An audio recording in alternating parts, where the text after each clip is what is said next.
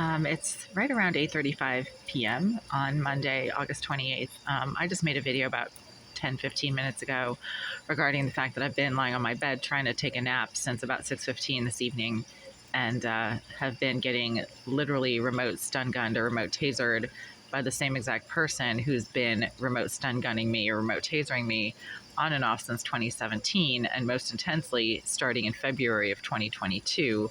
She's really been going to town with this remote tasering device that she has, and I don't know exactly what kind of device it is. Obviously, these types of self-defense weapons exist. We have, tasers and stun guns, and there's remote controlled tasers and remote controlled stun guns. Those are all available for sale on commercial websites. There's laser pulse devices that you can use as well.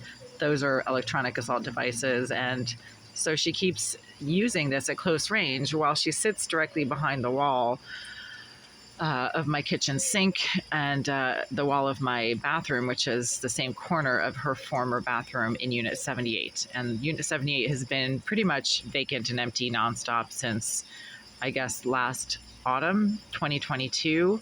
The maintenance manager named Jorge stayed there briefly, a few days a week for the last couple of months. He hasn't been in there in like 2 weeks. And now she's been accessing the area behind my kitchen sink, which is also the area behind my bathroom. And throughout the entire afternoon today, I was going in and out of the hallway constantly. I was doing some cleaning, organizing, taking out trash, things like that. There were absolutely no fumes or odors in the hallway at all throughout the late morning, early afternoon. No smells at all, but my entire bathroom and the area around my kitchen sink were continuously filled with the same exact mixture of marijuana smoke, burning rubber smells, and cigar smoke that this psychopath named Jasmine Irizarry has been generating from behind the wall of my bathroom and my kitchen sink since she moved in 2013. I have never smelled that combination of smoke or fumes anywhere else in the building or anywhere else outside the building. She seems to smoke all three in rapid succession, and she's been doing that throughout the afternoon and evening today, and now she's using this remote stun gunning device on me while I'm lying on my bed. And she keeps using this remote stun gunning device most frequently when I do lie on my bed. She seems to have some kind of knowledge of what I do, first of all, in this unit. She's, quote, the Greenville Group's surveillance expert, according to the property manager. Also, according to multiple Greenville employees, she's a cybercriminal and a hacker who can, quote, hack into anything. That is according to the property manager as well.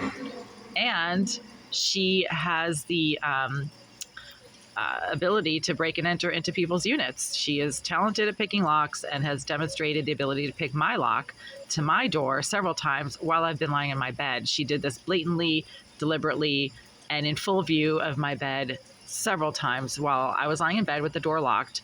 And she picked the lock to my door, or maybe she used a key that was given to her by maintenance or management or whoever, and blatantly stood in my doorway, singing and pulling pieces of tape that I had on the outside of my door, putting them on the inside of my door. And this happened 3 times between 2017 and early 2018. So she has the ability to pick locks. So the fact that she's able to react to things that I do while I'm in the privacy of this unit is not a surprise. She uses surveillance devices, according to the Greenville Group, and she uses a remote stun gun device when she doesn't like the things that I do. So that just happened. It started at 6:15, and now it's 8:30, and I'm going to have to call management if this continues. But it always happens when she's smoking behind the wall of my kitchen sink. And I've had to open this window about 1.5 feet now to get rid of the smoke and fumes. So this window is wide open right now. I'm trying to ventilate this space. And the area behind that kitchen sink right there is just filled with something that smells like rotting cigars right now. It's overpowering, and it's just filling this entire area. So I'm lying here with my head next to the open window. There's a breeze coming in, and still there's nonstop fumes and stink and smoke coming from the area behind my kitchen sink. It's not coming from the hallway. It never does. Nobody stands in the hallway outside of my door long enough, smoking enough marijuana and cigars to fill my entire unit. That does not ever happen. So when my entire bedside area, so again, when this entire area right here is literally filled with marijuana smoke and cigar fumes to the point where I have to stick my head out the window to just be able to breathe. The smoke and fumes are not coming from the hallway. They're coming from the bathroom of Unit 78. And they're also not coming from below, because on multiple occasions, while my bathroom was filling with marijuana fumes, there was construction work being done in the unit below, and the construction workers were hammering away and sawing away, and they were not smoking anything below, but the area around my kitchen sink and my bathroom were filled with marijuana and cigar fumes.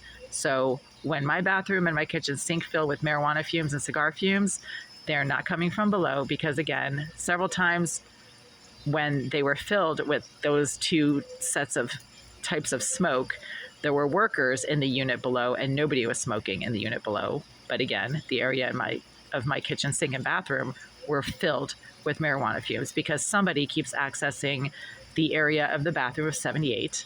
How they do it, I don't know, but they're probably picking the lock, or maybe they have a key, and they let themselves in and engage in the same exact pattern of stalking, harassment, and physical harm from behind the wall of Unit 78 that they have been since they were moved in there in 2013. And this person is a homicidal psychopath, according to the Boston Police Department.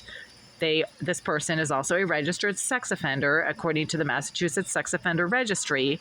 And according to the Greenville Group, she is a cybercriminal and hacker who, quote, specializes in surveillance. And her name is Jasmine Irizarry. And I keep making videos about how this psychotic stalker keeps accessing the area behind my kitchen sink and engaging in the same exact pattern of stalking, harassment, and physical harm as she has been since she was placed in Unit 78 in 2013. So now we're going on 10 years of this, and management keeps saying they moved her out a year ago or 10 months ago or whatever. So we're going, 8.5 years she lived in that unit, but she continues to access the premises. And right now I have to stick my head out this window because the smoke and fumes from 78 are so intense right now. I've just had to literally open my window almost 2 feet, and there's no screen, but I have to stick my head right near the window to be able to breathe fresh air.